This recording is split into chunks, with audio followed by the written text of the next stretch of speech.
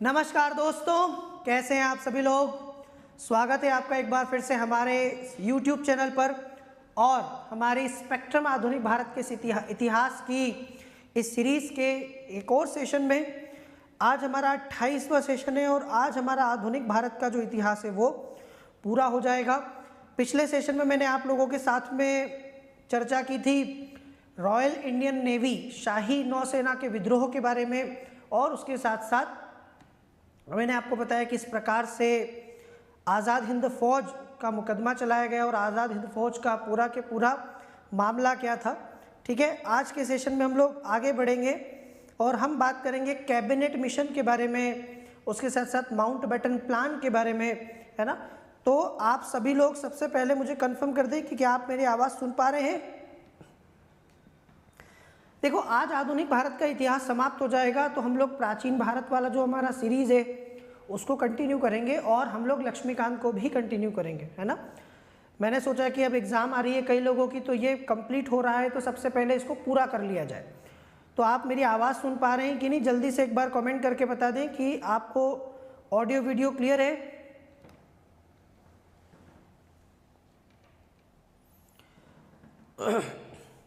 चलिए, perfect, start करते हैं। सबसे पहले आप लोगों ने यदि सेशन को अभी तक लाइक नहीं किया हो तो सभी लोग, यदि भूल गए हो तो सबसे पहले सेशन को लाइक कीजिए।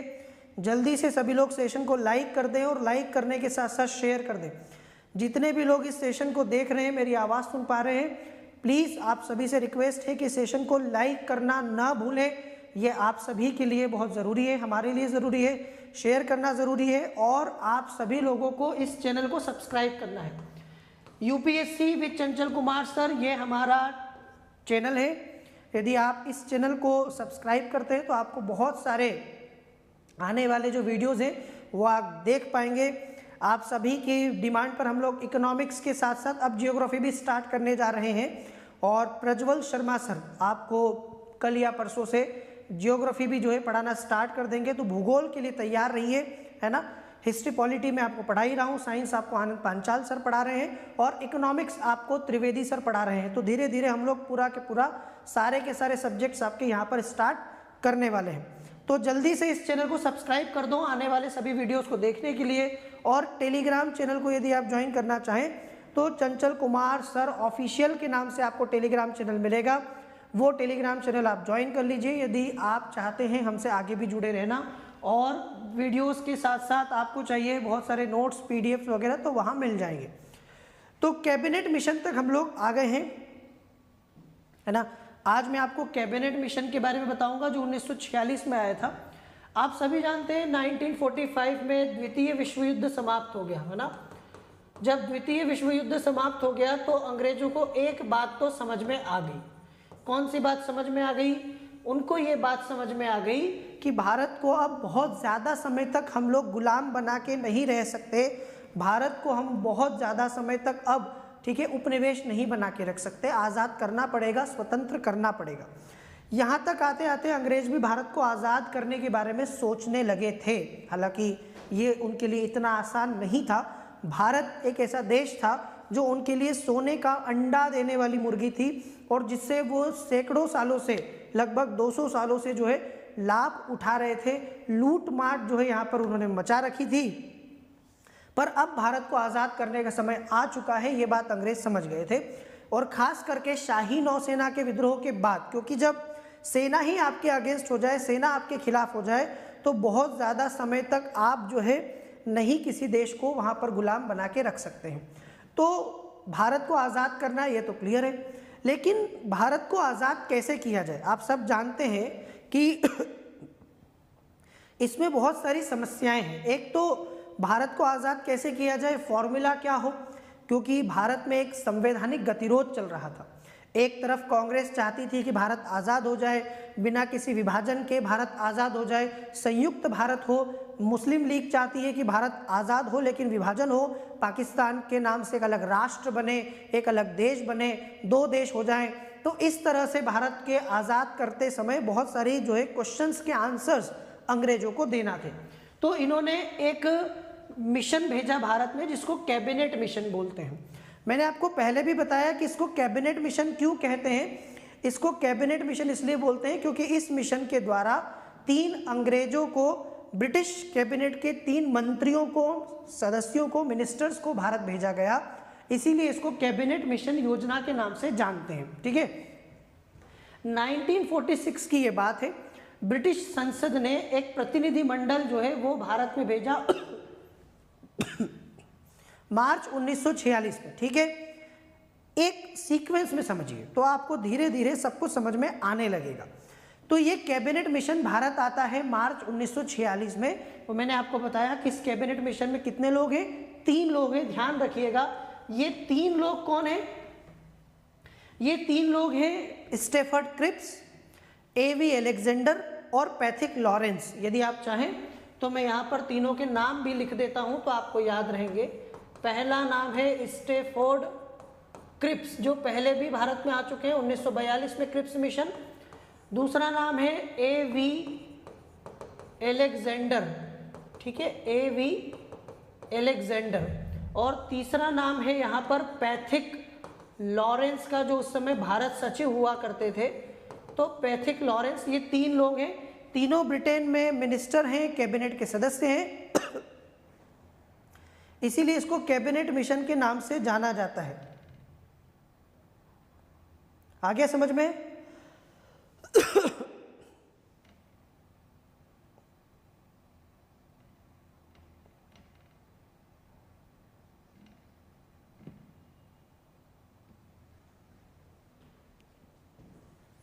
बफर हो रहा है क्या? 1 मिनट।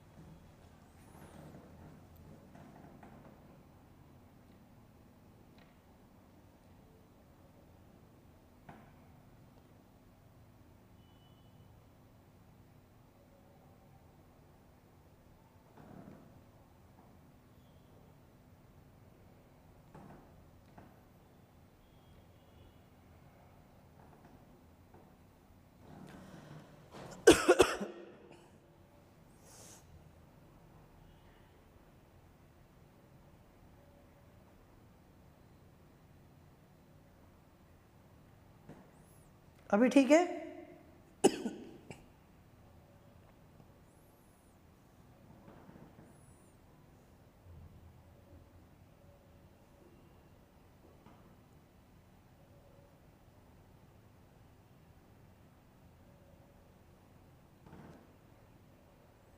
एक बार सभी लोग कमेंट करके बता दो कि अभी आवाज सुनाई दे रही है।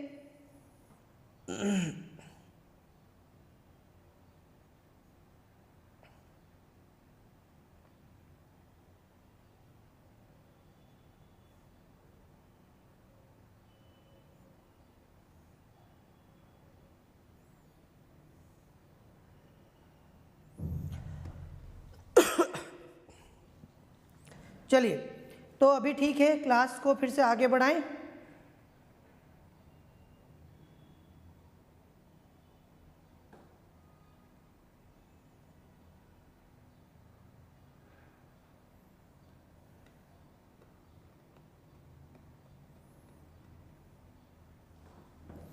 तो ये कैबिनेट मिशन, चलिए फिर से शुरुआत करते हैं। थोड़ा सा टेक्निकल इशू हुआ था, कुछ क्लास बीच में बंद हो गई थी, लेकिन नाउ इट्स क्लियर। अभी क्लास बिल्कुल ठीक है, अभी आपको आवाज़ सुनाई दे रही होगी। सो टाइम वेस्ट नहीं करते हैं। तो कैबिनेट मिशन के नाम से उन्होंने एक प्रतिनिधि मंडल ब्रिटेन की संसद ने भारत में भेजा, जिसने भारत के वायसराय वेवेल और भारतीय नेताओं से मिलकर एक योजना तैयार की, और इसी योजना को कैबिनेट मिशन प्लान के नाम से, कैबिनेट मिशन योजना के नाम से जाना जाता है। ठीक है, चलो, तो ये कैबिनेट मिशन योजना जो है ये क्या थी, इसी को समझना है। मुख्य उद्देश्य था भारत में पूर्ण स्वराज लाना। यहाँ आके आप देख रहे हो, अंग्रेज जो है अब भारत को पूरी तरह से आज़ाद करने की बात करने लगे हैं, भारत को पूरी तरह से स्वतंत्र करना चाहते हैं, पूर्ण स्वराज भारत में लाना इसका उद्देश्य था, जो हम काफ़ी समय से मांग कर रहे थे कि भारत को आज़ाद कर दीजिए, देश को आज़ाद कर दीजिए हमारे वो उन्होंने मान ली। पर कैसे? वो फॉर्मूला निकालने के लिए कैबिनेट मिशन को भेजा गया। इसने भारत के लिए एक नया संविधान और एक अस्थायी अंतरिम सरकार की स्थापना का लक्ष्य भी रखा था। तो न सिर्फ भारत की आज़ादी की बात की गई, बल्कि भारत की आज़ादी के साथ साथ भारत का एक नया संविधान बनाने का भी लक्ष्य था कि भारत का एक नया संविधान बनाया जाएगा, है ना। उसके लिए एक संविधान सभा का गठन होगा। आप सभी लोगों ने संविधान सभा का गठन पढ़ा होगा। जो संविधान सभा का गठन आप पढ़ते हो ना, जिसमें कि कुल मिला के 389 सदस्य आप पढ़ते हैं, इस संविधान सभा का गठन करने का जो फॉर्मूला है वो कैबिनेट मिशन ने ही दिया था। कैबिनेट मिशन के द्वारा दिए गए फॉर्मूले से ही भारत में संविधान सभा का गठन हुआ था और एक अंतरिम सरकार की स्थापना का लक्ष्य भी इसके द्वारा रखा गया था। अब क्या था कैबिनेट मिशन योजना, क्या थी, या कैबिनेट मिशन योजना का मुख्य प्लान क्या था, वो आप समझ लीजिए। कैबिनेट मिशन योजना ने सबसे पहले तो भारत में जितने प्रांतीय विधानमंडल थे, है ना, आप सबको पता है उस समय भारत में बहुत सारे अलग अलग प्रांत हुआ करते थे, तो उनको 3 ग्रुप में 3 भागों में विभाजित किया। 3 भागों में विभाजित करने का निर्णय लिया। कौन कौन से? देखो, पहला ग्रुप ए समूह क, ग्रुप बी समूह ख और ग्रुप सी समूह ग। देख रहे हो? ध्यान से समझो क्योंकि बाद में समझ में नहीं आएगा। पूरे के पूरे भारत में जितने भी प्रांत थे उन सभी प्रांतों को इसने 3 ग्रुप में बांट दिया। समूह क में वो प्रांत थे जो हिंदू बहुसंख्यक थे, जहां पर हिंदू ज्यादा हुआ करते थे। मद्रास, बम्बई, मध्य प्रांत, संयुक्त प्रांत, बिहार, उड़ीसा, जो आजकल ओडिशा बन गया है, ये ग्रुप ए में था। पंजाब, उत्तर पश्चिमी सीमांत प्रांत और सिंध, जहां मुस्लिम ज्यादा थे, इसको ग्रुप बी में रखा गया। और बंगाल और असम को ग्रुप सी में रखा गया, ये भी मुस्लिम बहुसंख्यक प्रांत थे। समझ में आया? तो कैबिनेट मिशन योजना के अनुसार पूरे भारत के सभी प्रांतों को 3 भागों में बांटा गया, 3 ग्रुप में बांटा गया। कौन कौन से? ग्रुप ए, ग्रुप बी और ग्रुप सी। अब यूपीएससी में यहां से क्वेश्चन कैसा बनेगा समझो। आपसे क्वेश्चन में पूछा जाएगा कैबिनेट मिशन योजना के द्वारा प्रस्तावित, ठीक है, प्रांतीय विधानमंडल में निम्नलिखित में से कौन सा प्रांत किस समूह में शामिल था। ऐसे पूछा जा सकता है या ये पूछा जा सकता है कि समूह क में कौन कौन से प्रांत थे, या ख में कौन सा था, या ग में कौन सा था। समझ गए? इसको समझना बहुत आसान है। जहां जहां हिंदू जनसंख्या ज़्यादा थी, जो प्रांत हिंदू बहुसंख्यक थे, वो ग्रुप ए में थे। जैसे मद्रास, बम्बई, मध्य प्रांत, संयुक्त प्रांत, बिहार, उड़ीसा। जहां मुस्लिम ज़्यादा थे वो ग्रुप बी और सी में थे। अकेले बंगाल और असम ये ग्रुप सी में थे, और बाकी जो है पंजाब, सिंध, उत्तर पश्चिमी सीमांत प्रांत जहां मुस्लिम ज़्यादा थे, ये ग्रुप बी में थे। ये समझ में आया? ये एबीसी का चक्कर समझ लो, क्योंकि कैबिनेट मिशन योजना तो बच्चे पढ़ते हैं पर ये एबीसीडी नहीं आती उनको। मैं नहीं चाहता कि ऐसी कोई समस्या आपके साथ हो, तो इन्होंने ऐसे ग्रुप बनाए और सभी ग्रुप में समूह अनिवार्य कर दिया आपका शामिल होना। मतलब ऐसा नहीं है कि आपकी इच्छा हो तो आप शामिल हो, नहीं तो अनिवार्य होगा कि आपको जिस ग्रुप में रखा गया है उसी ग्रुप में आपको जाना पड़ेगा। अब कांग्रेस को ये चीज़ बिल्कुल पसंद नहीं थी कि इन्होंने जो है क्या किया, अनिवार्य कर रहे हैं कि आपको उस ग्रुप में जाना ही पड़ेगा। फिर इन्होंने क्या किया, हर प्रांत को एक अलग अलग कार्यपालिका और विधायिका के साथ समूह बनाने का अधिकार दिया, और प्रत्येक समूह को अपने अधीन रखे जाने वाले प्रांतीय विषयों के संबंध में निर्णय का अधिकार दिया। इन्होंने प्रांत बनाए, प्रांतों के ग्रुप बनाए और उन ग्रुप को अधिकार दिए, यहाँ तक कि अपने विषय के संबंध में वो निर्णय भी ले सकते हैं। इसके साथ साथ सत्ता हस्तांतरण के बाद भारतीय राज्यों से संबद्ध सर्वोच्च शक्ति न इंग्लैंड के पास रहेगी न भारत के पास। किसके पास रहेगी? इन समूहों के पास रहेगी, ये ग्रुप के पास में रहेगी। ठीक है ठीक है। अब देखो यहाँ से आपको आगे और क्या समझना है। इन्होंने कैबिनेट मिशन योजना के द्वारा एक भारतीय संघ का निर्माण करने का भी फैसला किया कि जितने ब्रिटिश प्रांत हैं, जितने देशी राज्य हैं, इन सबको मिला के एक संघ बनेगा, एक यूनियन बनेगा। जैसे 1935 के एक्ट में भी आप पढ़ते हो कि एक अखिल भारतीय संघ के जो है प्रस्ताव इन्होंने किए थे, वैसा ही भारत में प्रांतों को मिलाकर जहाँ जहाँ ब्रिटेन का सीधा शासन है और जहाँ जहाँ रियासतें हैं, आपको पता है कि भारत में खूब सारे 600 के आसपास देशी रियासतें भी थी, तो वो देशी रियासतों को और प्रांतों को मिलाकर बनेगा एक भारत संघ। अवशिष्ट शक्तियाँ प्रांतों को दी जाएगी। अवशिष्ट शक्ति समझते हो, यदि आपने भारत के संविधान का अनुच्छेद 248 पढ़ा होगा, संविधान में भी अनुच्छेद 248 में अवशिष्ट शक्तियाँ हैं। ऐसे विषय जो न संघ सूची में है, न राज्य सूची में है, न समवर्ती सूची में है, मतलब जिस पर कानून बनाने का अधिकार न संसद को दिया गया है, न राज्य को दिया गया है, न ही दोनों समवर्ती में दिया गया है, तो ऐसे विषय उन पर कानून बनाने का जो अधिकार होता है उनको कहते हैं अवशिष्ट शक्तियाँ। और उन पर कानून बनाने का अधिकार भारत में दिया गया है संसद को। किसको दिया गया है? अवशिष्ट शक्तियाँ भारत के संविधान ने संसद को दी है। लेकिन ये जो कैबिनेट मिशन है, इसने अवशिष्ट शक्तियाँ प्रांतों को देने का निर्णय लिया था।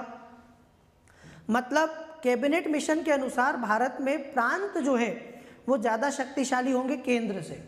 फिर लीग, जो मुस्लिम लीग की मांग थी पाकिस्तान की, आखिरकार मुस्लिम लीग को ये उम्मीद थी कि कैबिनेट मिशन उनकी बात ज़रूर सुनेगा, है ना। आपको पता है कैबिनेट मिशन जो है वो भारत की आज़ादी तक आ चुका था, मतलब भारत को स्वराज देने का मामला क्लियर हो गया था।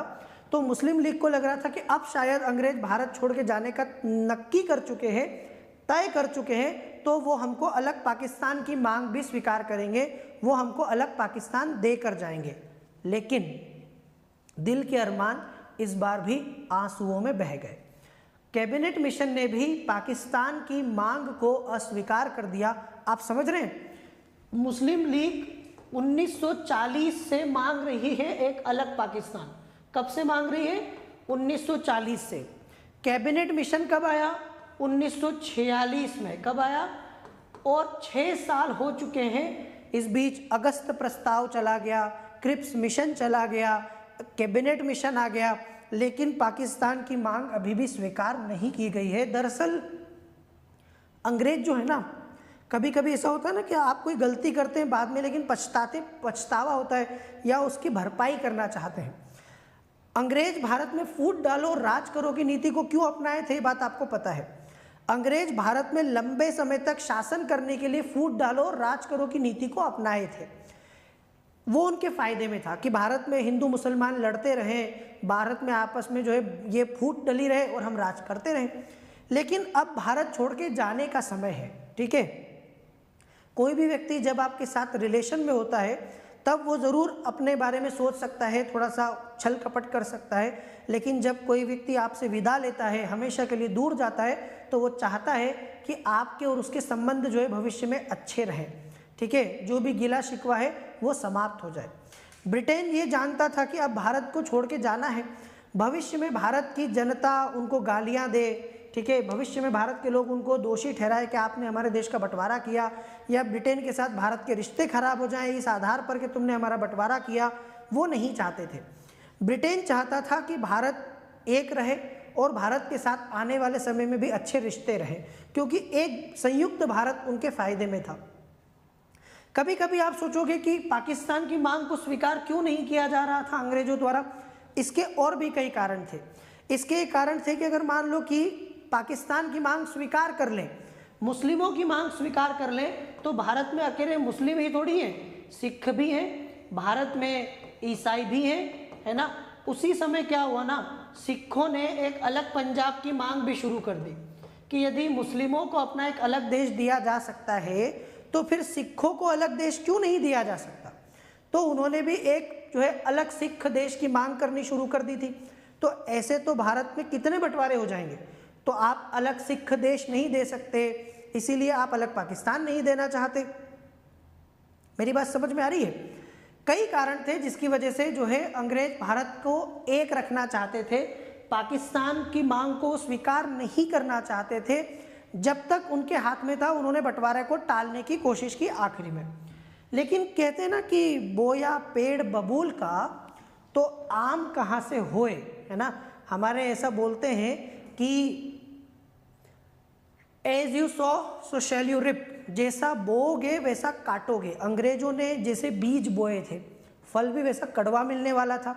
उन्होंने भारत को बांटा, आपस में लड़ाया, फूट डाली, उन्होंने ही मुस्लिमों को जो है तुष्टीकरण किया, उन्होंने ही उनको बढ़ावा दिया, और अब वो इतने बड़े हो गए कि वो उनके बस के बाहर हो गए। ये मामला हिटलर जैसा ही है। हिटलर को हिटलर बनने में ब्रिटेन ने मदद की, हिटलर को हिटलर बनने में ब्रिटेन ने जो है वो तुष्टीकरण किया, उसकी गलतियों को नज़रअंदाज किया, माफ़ कर दिया। आगे जाके वो हिटलर जो है ब्रिटेन के बस के बाहर चला गया और वो उन्हीं के साथ जो है गड़बड़ करने लगा। वैसा ही मामला कि अब मुस्लिम लीग इतनी शक्तिशाली हो चुकी है कि अब जो है अब वो पाकिस्तान को लिए बिना मानेगी नहीं। अब कभी कभी ऐसा होता है ना कि कुछ बच्चे जिनके माता पिता उनको लाड़ लाड़ में बिगाड़ देते हैं, वो लाड़ प्यार में उनको बिगाड़ तो देते हैं, पर बाद में उनके बच्चे उनकी ही नहीं सुनते। एक समय ऐसा आता है जब उन्हें पछतावा होता है कि आज हमारी औलाद हमारी बात नहीं सुन रही है, और इसीलिए नहीं सुन रही है क्योंकि आपने ही अपने बच्चों को बिगाड़ा था, आपने ही अपने बच्चों को लाड़ प्यार में जो है सब कुछ करने का अधिकार दिया, छूट दी। यहाँ वैसा ही हो रहा है कि अब ये इनके कंट्रोल से बाहर जा चुके हैं। देशी राज्यों के द्वारा जो विषय संघ को नहीं सौंपे जाएंगे उन पर देशी राज्यों का अधिकार होगा, ये भी तय किया गया। इसके साथ एक संविधान का निर्माण किया जाएगा, और संविधान का निर्माण कौन करेगा? एक संविधान सभा करेगी। सेशन लाइक भी कर दो भाई सभी लोग, बीच बीच में आपसे बार बार बोलना भी पड़ता है कि यदि आप सेशन को देख रहे हो और यदि आपको सेशन अच्छा लगे तो प्लीज़ सेशन को लाइक करना ना भूलें सभी लोग, सभी याद से सेशन को लाइक और शेयर ज़रूर करें। यह आखिरी सेशन है, आज भारत आज़ाद होने वाला है, आज आज़ादी मिलने वाली है, तो इसी खुशी में थोड़ा सा सेशन को लाइक शेयर कर दो। तो ये संविधान का निर्माण किया जाएगा और उसके बाद ब्रिटिश सरकार देशी राज्यों को सार्वभौम संप्रभुता का अधिकार दे देगी। जो भारत में रियासतें हैं, जो महाराजा हैं, राजा रजवाड़े हैं, इनको जो है वो संप्रभुता, अभी जो उनकी संप्रभुता उनके पास नहीं है, वो ब्रिटेन के अधीन है, वो उनको वापस दे दी जाएगी। भारतीय संघ में सम्मिलित होने या उससे अलग रहने का निर्णय वो स्वयं करेंगे। अगर कोई देशी राज्य या रियासत भारत में शामिल होना चाहता है तो हो सकता है, और नहीं होना हो तो वो नहीं भी होगा। मतलब इन्होंने एक प्रकार से छूट दे दी रियासतों के, तुम अलग भी रह सकते हो कैबिनेट मिशन के द्वारा। फिर संविधान सभा का गठन कैसे होगा? प्रांतीय विधानसभा और देशी रियासतों के प्रतिनिधि द्वारा। ये बात आप सब जानते हो कि भारत की संविधान सभा का निर्वाचन अप्रत्यक्ष हुआ था। संविधान सभा अप्रत्यक्ष तौर पर निर्वाचित थी और उसमें कई सारे सदस्य मनोनीत रखने का प्रावधान भी रखा गया था। मतलब प्रांतों से जो सदस्य चुने जाएंगे वो सारे तो अप्रत्यक्ष होंगे, वहाँ के विधानमंडल के सदस्य चुनेंगे, पर जो देशी रियासतें हैं, आप सब जानते हैं कि संविधान सभा में कुल जो है 389 सदस्य रखे गए थे। कितने? 389। इसमें से 296 सदस्य ब्रिटिश भारत से चुने जाएंगे और 93 सदस्य जो हैं वो देशी रियासतों से आएंगे। आज आप जो भारत देख रहे हो ना, आज आपको भारत में कोई रियासत नहीं दिखाई देती है, सब राजा महाराजा राजवाड़े सब चले जा चुके हैं। पर उस समय भारत ऐसा नहीं था। भारत में कुछ प्रांत थे जहां ब्रिटेन का सीधा शासन चलता था, जहां जो ब्रिटेन के अधीन थे। कुछ भारत में ऐसे भी इलाके थे जहां राजा महाराजा हुआ करते थे, रियासतें थी, तो ये सबको मिला के भारत बनता था। इसीलिए कुछ सदस्य ब्रिटिश भारत के होंगे और कुछ सदस्य जो है देशी रियासतों के होंगे। अब जो ब्रिटिश भारत के सदस्य हैं वहाँ तो प्रांतों में विधानसभा है। आपको पता है कि लगभग हर प्रांत की अपनी एक विधानसभा हुआ करती थी, तो वहाँ की विधानसभा उनके सदस्यों को चुन लेगी। But what about the princely states? जो रियासतें हैं उनका क्या होगा? रियासतों के राजा महाराजा अपने यहाँ से प्रतिनिधियों को भेजेंगे खुद से चुन के। तो इस प्रकार से संविधान में सभा में 10 लाख की आबादी पर एक प्रतिनिधि की व्यवस्था रखी गई। ये भी आपको पता होगा। संविधान सभा की सदस्य संख्या फिक्स कैसे की गई? संविधान सभा की सदस्य संख्या जो फिक्स की गई ना, वो फिक्स की गई जनसंख्या के आधार पर। भारत में प्रति 10 लाख जनसंख्या पर एक सदस्य संविधान सभा में रखा गया। उस समय भारत की जो जनसंख्या थी ना, वो लगभग आप देखेंगे 38.9 करोड़ थी। कितनी थी? लगभग 39 करोड़ के आसपास। इसीलिए संविधान सभा में टोटल सदस्य हो गए 389। हालांकि इसमें एक और गड़बड़ इन्होंने ये की थी, प्रांतों के लिए अलग संविधान की व्यवस्था। जैसे अमेरिका में देखते हो ना, दोहरे संविधान है। अमेरिका में 2 संविधान चलते हैं, पूरे देश का एक अमेरिकी संविधान और राज्यों के अपने अलग अलग संविधान। अमेरिका में 50 राज्य हैं और सबके अलग अलग संविधान हैं। भारत में आप सब क्या पढ़ते हो? भारत में एकल संविधान है, सभी राज्यों का एक ही संविधान है जो है भारत का संविधान। हमारे यहाँ कोई अलग अलग संविधान नहीं है। लेकिन कैबिनेट मिशन ने प्रांतों के लिए अलग संविधान का प्रावधान किया। ठीक है। अब मुस्लिम लीग को जो सबसे बड़ा बुरा लगा कि इसमें पाकिस्तान कहाँ है। मुस्लिम लीग इसमें ढूंढ रही है, भारत की आज़ादी भी है, अलग संविधान भी है, प्रांतों को अवशिष्ट शक्तियाँ दी गई है, रियासतों के लिए भी कुछ है। हमारा क्या? हमने पाकिस्तान मांगा था, उसका क्या? तो फिर मुस्लिम लीग की पाकिस्तान की मांग को जब अस्वीकार कर दिया तो मुस्लिम लीग ने इस कैबिनेट मिशन योजना को ही अस्वीकार कर दिया। हमें नहीं आई आपकी पसंद योजना, और अब हम लड़ के पाकिस्तान लेंगे। प्रत्यक्ष कार्यवाही, मतलब कभी कभी ऐसा बोलते हैं ना आप लोग कि जहाँ सीधी उंगली से घी नहीं निकलता वहाँ उंगली टेढ़ी करनी पड़ती है। ऐसे मोड में आ गई मुस्लिम लीग कि अगर आप हमको पाकिस्तान नहीं दोगे तो हम अब पाकिस्तान लड़ के लेंगे, अब हम पाकिस्तान खुद ले लेंगे।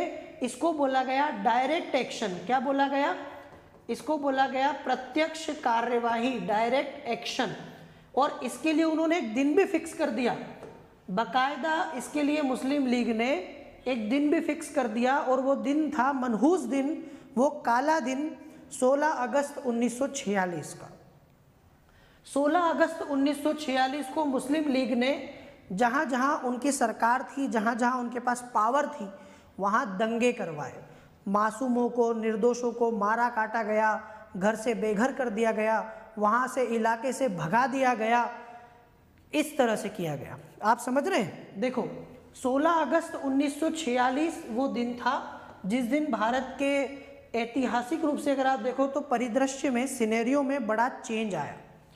भीषण दंगे हुए, अलग अलग स्थानों पर, अलग अलग जगह पर भारत में बड़े पैमाने पर दंगे हुए, जिसमें लगभग 5000 लोग मारे गए।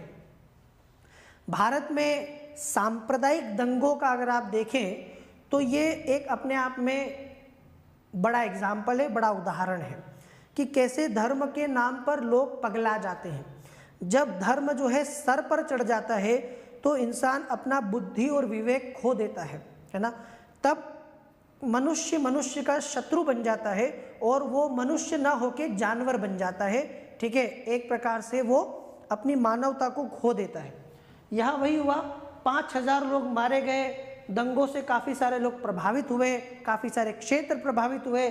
कलकत्ता, सिलहट, नोआखली, बिहार, त्रिपुरा, गढ़मुक्तेश्वर जो उत्तर प्रदेश में, इन सभी इलाकों में खास करके मैंने आपको बताया मुस्लिम लीग के शक्ति वाले, पावर वाले इलाके जहां उनका राज था, जहां लोग उनके समर्थन में थे, जो लोग चाहते थे कि पाकिस्तान नाम से अलग देश बनना चाहिए, हमको अलग देश चाहिए, तो उन्होंने अलग देश लेने का ये तरीका निकाला। उन्हें लगा कि शायद इसके बाद जो है अब ये हमको पाकिस्तान देने पर मजबूर हो जाएंगे। आखिरकार वही हुआ।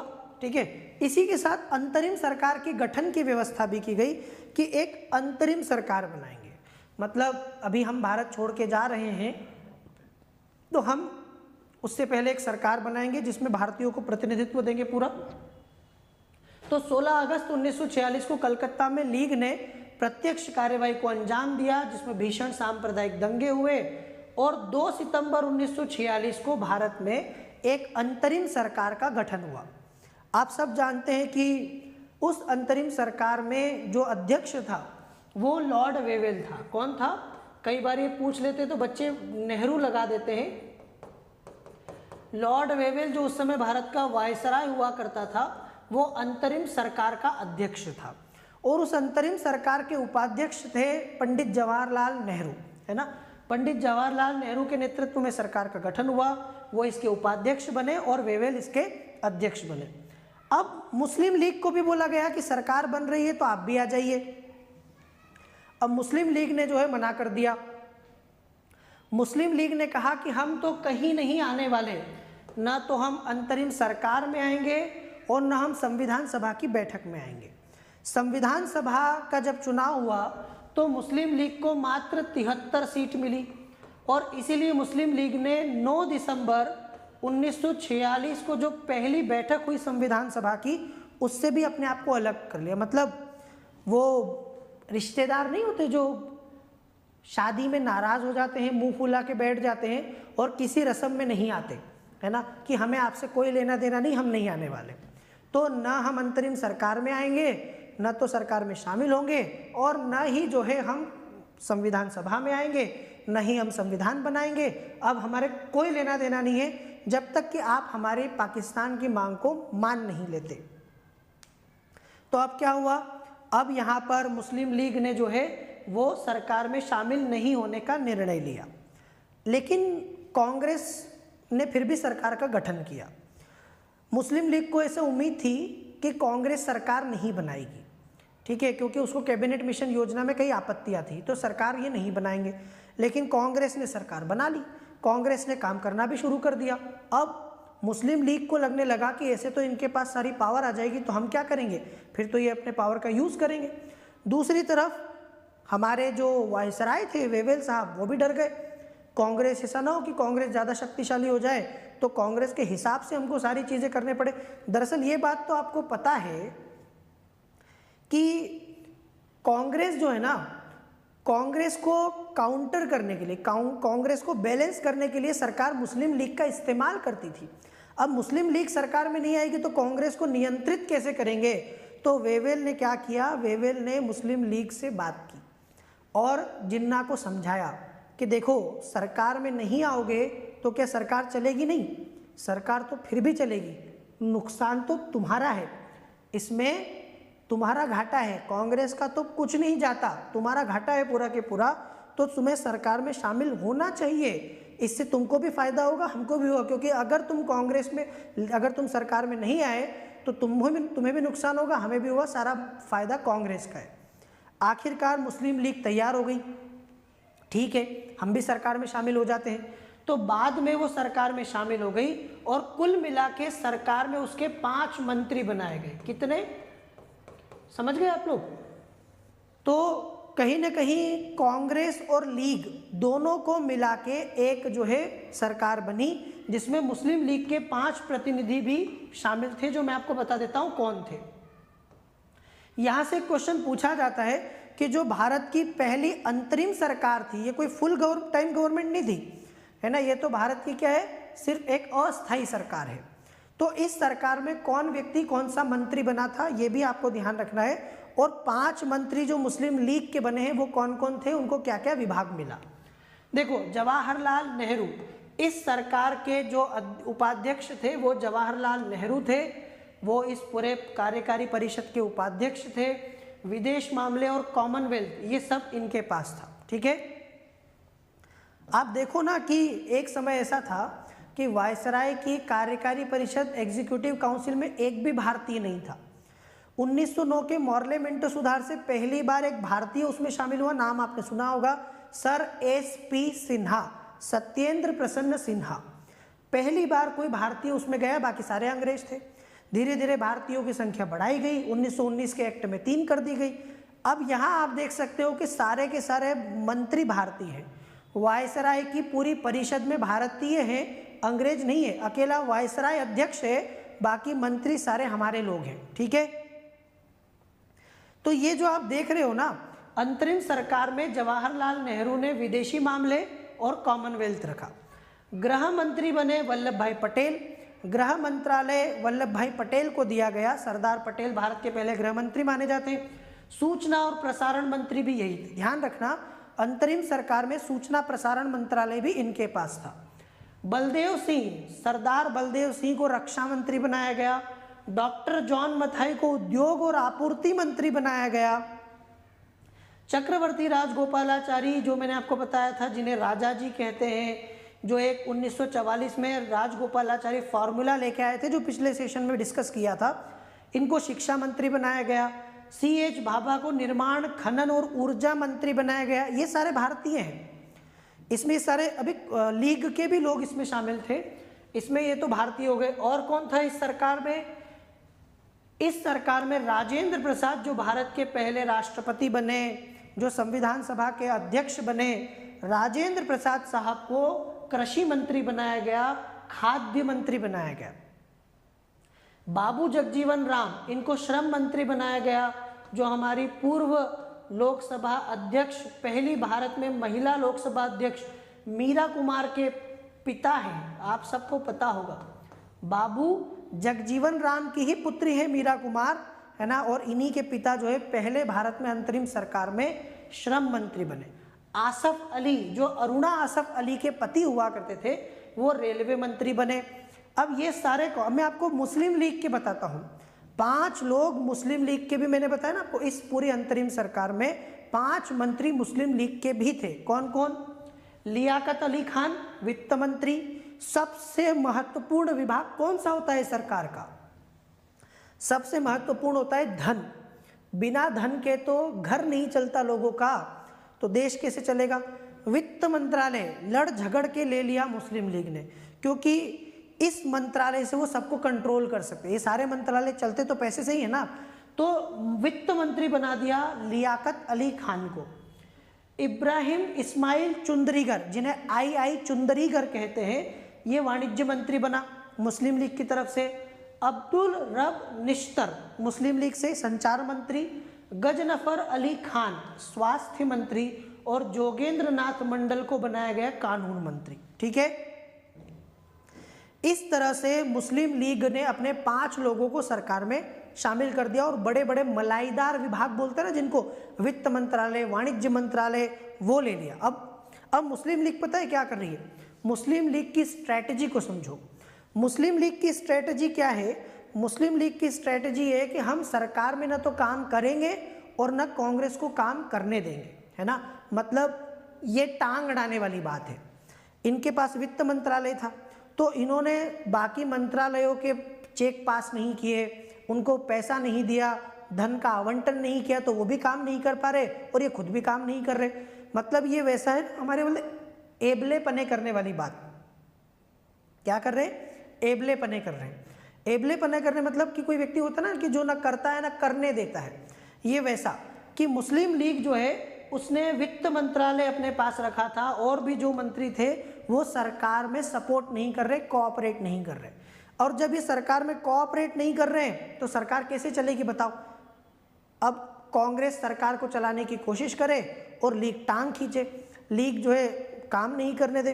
अब आप सोचो कि मंत्रिमंडल की बैठक हो और मंत्रिमंडल की बैठक में वित्त मंत्री ना आए, तो मंत्रिमंडल में क्या निर्णय लिया जाए? क्योंकि पैसे का तो सारा मामला उनको पता है ना कि बजट क्या चल रहा है, पैसा है कि नहीं सरकार के पास। तो इस तरीके से ये सरकार जो है काम नहीं कर पा रही थी। इतना परेशान कर दिया कांग्रेस को कि आखिरकार जवाहरलाल नेहरू ने और सरदार पटेल ने भी ये बोल दिया कि हमें तो लीग के साथ काम नहीं, हम नहीं कर सकते इनके साथ काम, हमें अलग कर दीजिए। मतलब आप पाकिस्तान ये चाहे ना चाहे, हम तो चाहते हैं। मुस्लिम लीग के इस रवैये से कांग्रेस विभाजन के लिए तैयार हो गई कि वो कहते ना कुत्ते की दुम को सीधा नहीं कर सकते आप, तो इस कुत्ते की दुम को कभी सीधा नहीं कर पाएंगे और ये लोग मानने वाले नहीं है। आप इनको अलग करो और हमको अलग कर दो, क्योंकि अब हमारा साथ रहना संभव नहीं है। ठीक है, इस तरह से कैबिनेट मिशन आया। कैबिनेट मिशन ने जो योजना दी, उसके बाद आप सबको मैंने बताया कि किस प्रकार से एक प्लान बनाया गया। भारत को बाद में जो है एक अंतरिम सरकार मिली, उसमें कांग्रेस और लीग दोनों के मंत्री बने। तो अगर ऐसा कोई क्वेश्चन पूछा जाए कि क्या मुस्लिम लीग अंतरिम सरकार में शामिल हुई, तो इसका उत्तर है हुई। हाँ, मुस्लिम लीग शुरुआत में नहीं थी, लेकिन बाद में वो भी अंतरिम सरकार में ज्वाइन हो गई, वो भी शामिल हो गई थी। ठीक है, इसके बाद आता है माउंटबेटन प्लान। अब इस बीच ब्रिटेन में आपको मैंने बताया था चुनाव हुए। ब्रिटेन में चुनाव हुए और विंस्टन चर्चिल की जगह उदारवादी नेता जो है लेबर पार्टी की सरकार बनी और क्लीमेंट एटली जो है ब्रिटेन के नए प्राइम मिनिस्टर बने। अब ब्रिटेन, पता है, ब्रिटेन भारत को छोड़ना तो चाहता था लेकिन जल्दी से छोड़ के जाना, जितनी जल्दी हो सके। अब ब्रिटेन को पता है कि एक एक दिन निकालना मुश्किल हो रहा था, समझ रहे हो आप। एक समय ऐसा था कि ब्रिटेन भारत को आज़ाद करने के बारे में सोच भी नहीं सकता था कि नहीं, भारत को कैसे आज़ाद कर दें। और आज ये हालत है कि ब्रिटेन के साथ में एक दिन बिताना भारत के साथ में उसके लिए मुश्किल हो रहा था। वो जल्दी से जल्दी भारत को आज़ाद करके भागना चाहता था क्योंकि यहाँ उसका सर दर्द होने लगा था। यहाँ के जो हालात थे ना, वो बस फंस गया था कि अब एक हड्डी है जो गले में अटक गई है, ना निगलते बन रही है ना उगलते बन रही है। कैसे भी करके बस भारत से जल्दी जाना है, पर कैसे? ऐसे तो जा नहीं सकते आप, कैसे जाएं? मतलब आप समझ रहे हो, ऐसी स्थिति हो गई।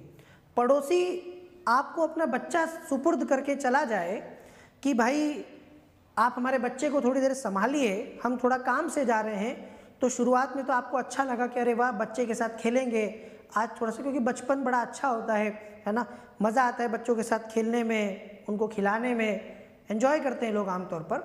तो आप उसको खिला रहे हैं, आपको अच्छा लग रहा है। थोड़ी देर बाद वो बच्चे ने जिद करना शुरू कर दी, रोना शुरू कर दिया। अब वो मान ही नहीं रहा। अब आप उसको जब तक उसके माता पिता नहीं आते तब तक घर पे भी नहीं छोड़ सकते, क्योंकि वो आपके हवाले करके गए हैं। आप उसको अपने घर पे भी अकेला छोड़ के नहीं जा सकते और आप उसके साथ रह भी नहीं पा रहे हैं।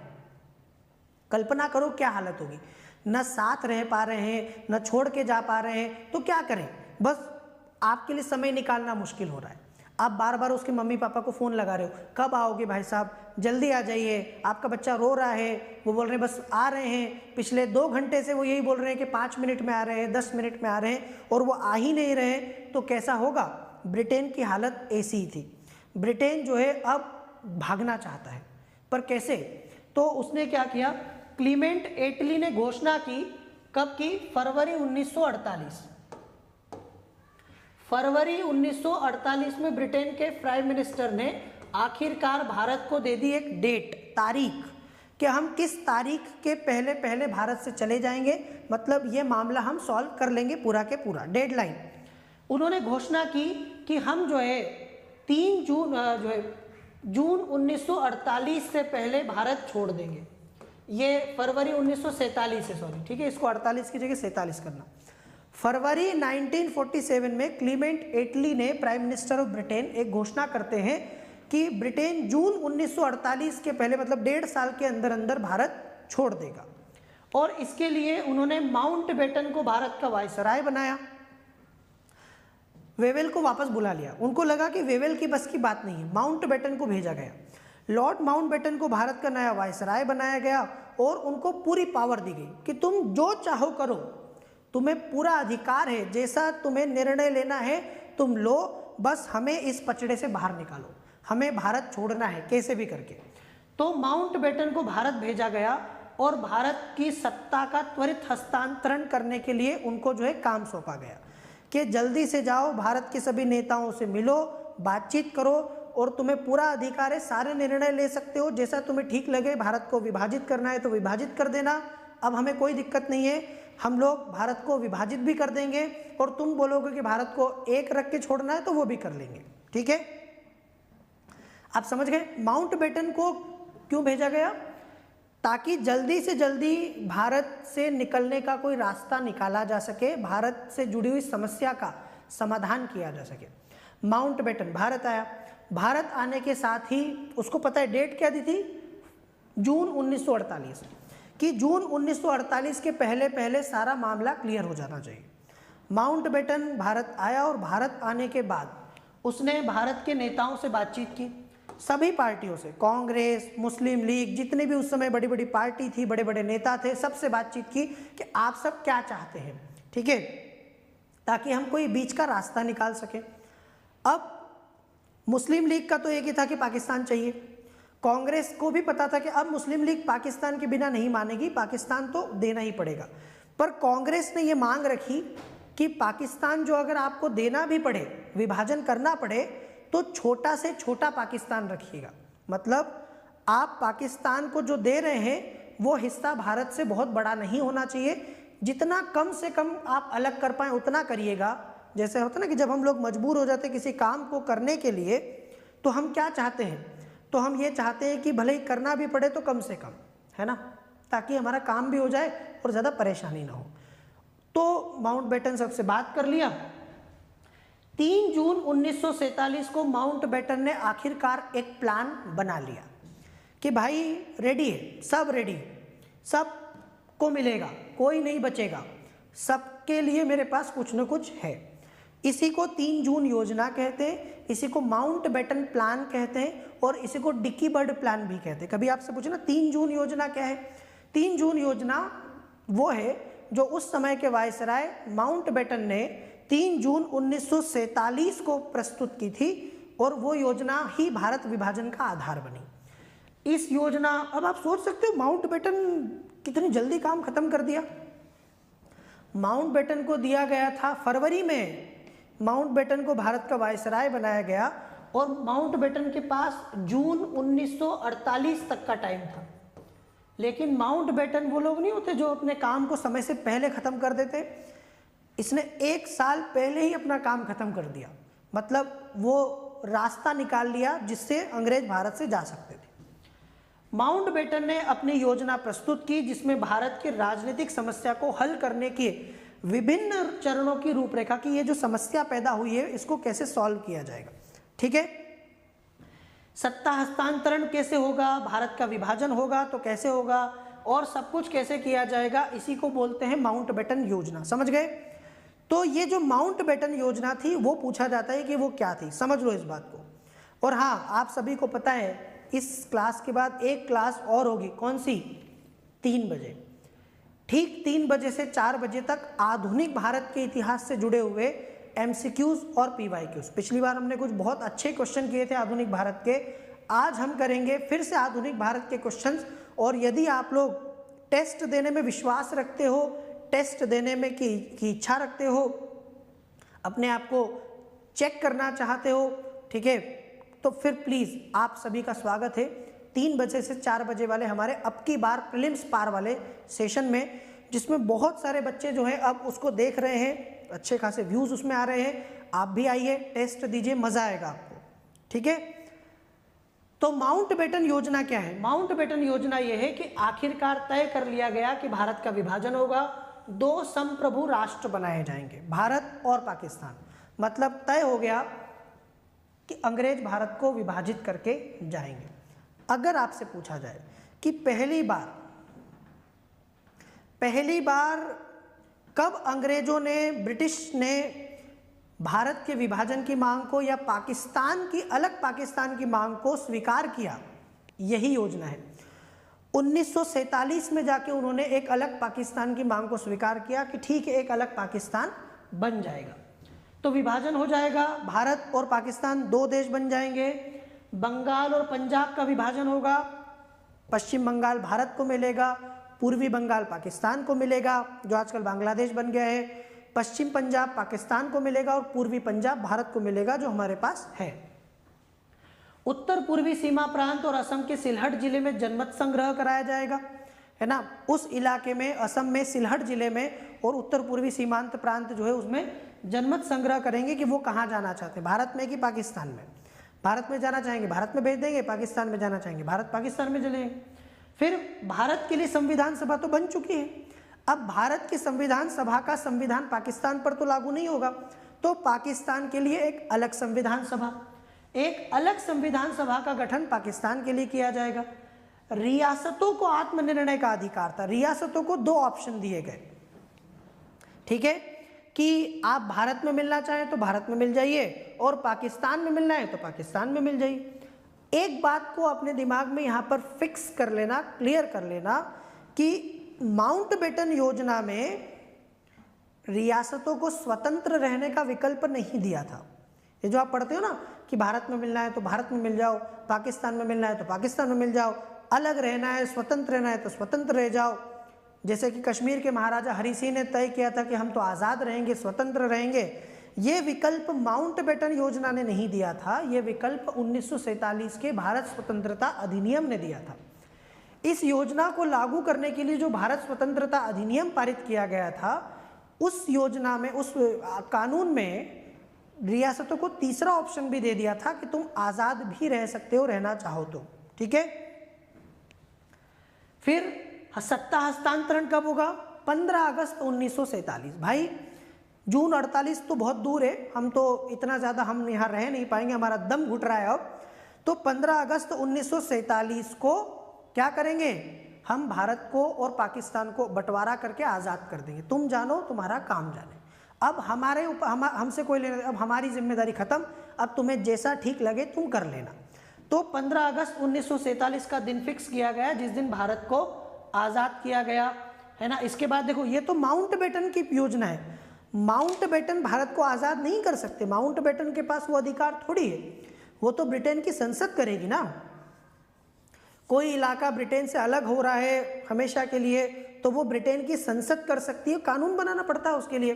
तो माउंटबेटन योजना को लागू करने के लिए एक विधेयक प्रस्तुत किया जाता है ब्रिटेन की पार्लियामेंट में, और उस विधेयक को कहा गया भारत स्वतंत्रता अधिनियम 1947, जिसके द्वारा उसको पास किया गया और उसको पारित करके भारत और पाकिस्तान को दो अलग अलग देशों में बांट के भारत को स्वतंत्र कर दिया गया। उस अधिनियम में यह प्रावधान रखा गया कि दोनों अलग संप्रभु रहेंगे, दोनों की अलग अलग संविधान सभा होगी, वो दोनों चाहे तो अपने लिए अलग अलग संविधान बना सकते हैं, जैसा संविधान चाहे वैसा बना सकते हैं। तब तक भारत का शासन, पाकिस्तान का शासन 1935 के भारत शासन अधिनियम से चलाया जाएगा। हालांकि आप उस कानून में भी परिवर्तन कर सकते हैं, संविधान सभा के पास सारे अधिकार होंगे। तो ये जो शक्ति ब्रिटेन के पास थी ना, ये शक्ति किसको देके गए? संविधान सभा को, कि अब भारत के लिए कानून बनाने का काम संविधान सभा करेगी, और उसके बाद हमारा कोई रोल नहीं है, हमारी कोई भूमिका नहीं है, हमारा कोई लेना देना नहीं। देशी रियासतों को 3 ऑप्शन दिए गए कि तुम भारत में भी मिल सकते हो, तुम पाकिस्तान में भी मिल सकते हो, और यदि तुम आज़ाद रहना चाहो तो तुम स्वतंत्र भी रह सकते हो, कोई दिक्कत नहीं है। बात समझ में आई? माउंटबेटन योजना को समझना बहुत ज़रूरी है। माउंटबेटन योजना से सीधे सीधे क्वेश्चन आते हैं कि 3 जून योजना के बारे में बताइए, या माउंटबेटन प्लान क्या था।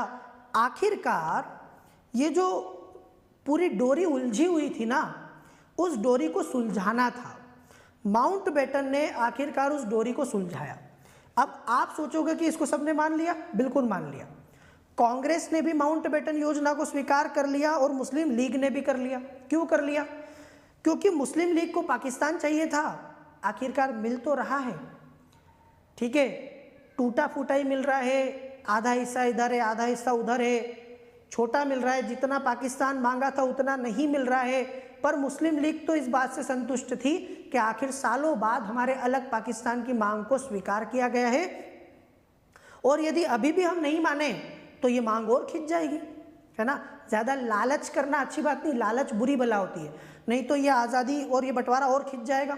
तो मुस्लिम लीग ने पाकिस्तान की मांग चूंकि स्वीकार हो गई थी, तो माउंटबेटन प्लान को एक्सेप्ट कर लिया। अब क्यों माना कांग्रेस ने? क्यों माना इसको? कांग्रेस ने इसलिए माना क्योंकि उनको पता था कि बंटवारा तो होगा, है ना, क्योंकि मैंने आपको बताया था अब उस एरिया के लोग भी चाहते थे। लेकिन जितना वो चाहते थे, उन्होंने मांग की थी कि माउंटबेटन साहब आप छोटे से छोटा पाकिस्तान रखना, अलग भी करना पड़े तो। वो मांग स्वीकार कर ली गई। इस विभाजन में पाकिस्तान का जो आकार रखा गया वो छोटा था। मुस्लिम लीग जितना बड़ा पाकिस्तान मांग रही थी उतना बड़ा पाकिस्तान उसको नहीं दिया गया। इस बात से कांग्रेस खुश थी, तो कांग्रेस ने भी माउंटबेटन प्लान को अपना लिया और लीग ने भी अपना लिया, ठीक है। यहाँ तक कि कांग्रेस के विभाजन को स्वीकार करने की कड़ी आलोचना हुई। कई सारे बड़े बड़े नेताओं ने, स्वतंत्रता सेनानियों ने, क्रांतिकारियों ने कांग्रेस की इस निर्णय की आलोचना की कि चाहे कुछ भी हो जाए आप बंटवारा कैसे स्वीकार कर सकते हो, है ना, विभाजन कैसे स्वीकार। यहाँ तक कि खान अब्दुल गफ्फार खान, जिन्हें सीमांत गांधी कहते हैं, मैंने आपको बताया था, खुदाई खिदमतगार वाले खान अब्दुल गफ्फार खान।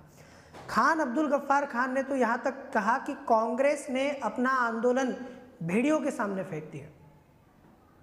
इतने साल देश को आज़ाद कराने का आंदोलन चलाया, इतने साल देश की आज़ादी की लड़ाई लड़ी, और अब जाके जब हमें उसका परिणाम मिल रहा है तो रंग में भंग पड़ गया।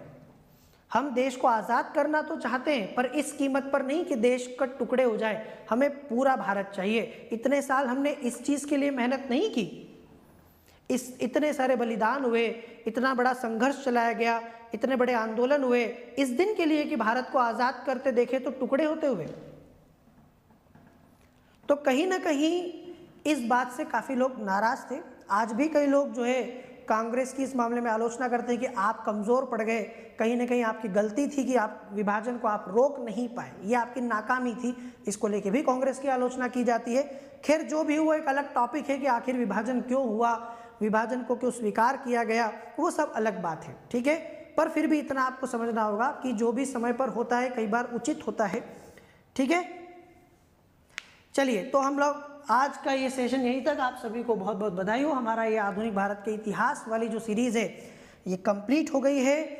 और यदि आप इससे ज़्यादा डिटेल में पढ़ना चाहते हैं, क्योंकि ये और ज़्यादा डिटेल में हो सकता है, उसमें समय लगता है, तो यदि आप डिटेल में पढ़ना चाहते हैं पूरा आधुनिक भारत और भी बहुत सारी चीज़ें और मुझसे पढ़ना चाहते हैं, तो आप हमारा पेड कोर्स जो है अभी हम लोग जल्दी ही लॉन्च करने वाले हैं, आप उसको ज्वाइन कर सकते हैं। वहाँ पर ये सारे सब्जेक्ट्स आपको पूरे जो है डिटेल में पढ़ाए जाएंगे, स्ट्रक्चर्ड वे में पढ़ाए जाएंगे, क्योंकि यहाँ आपको ये सब कुछ पढ़ाना संभव नहीं है। चलिए, तो फिर आपसे मुलाकात होगी। सेशन को लाइक करिए। जितने भी बच्चों ने अभी तक सेशन को लाइक नहीं किया है, आप सभी से रिक्वेस्ट है कि सेशन को लाइक ज़रूर करें, शेयर ज़रूर करें। और कल होगा संविधान का सेशन, लक्ष्मीकांत वाली जो हमारी सीरीज़ चल रही है, कल हम लोग पढ़ेंगे संविधान की मूल संरचना, है ना। अभी हम लोग लक्ष्मीकांत को कंटिन्यू करने वाले।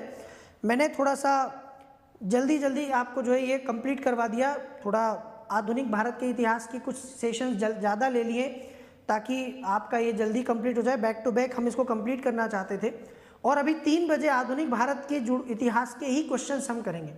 यदि आप अब की बार प्रीलिम्स पार वाले सेशन को अटेंड करना चाहते हैं, आप हमारी टेस्ट सीरीज़ को यूट्यूब पर अटेंड करना चाहते हैं, तो आप आ जाइए 3 से 4 वाले सेशन में, फिर आपसे मिलेंगे वहाँ पर। Okay, so thank you very much guys, thanks for watching. आप सभी का बहुत बहुत शुक्रिया इतना प्यार देने के लिए, सहयोग करने के लिए, सेशन को देखने के लिए। फिर मुलाकात होगी 3 बजे। Till then, thank you very much, take care, जय हिंद।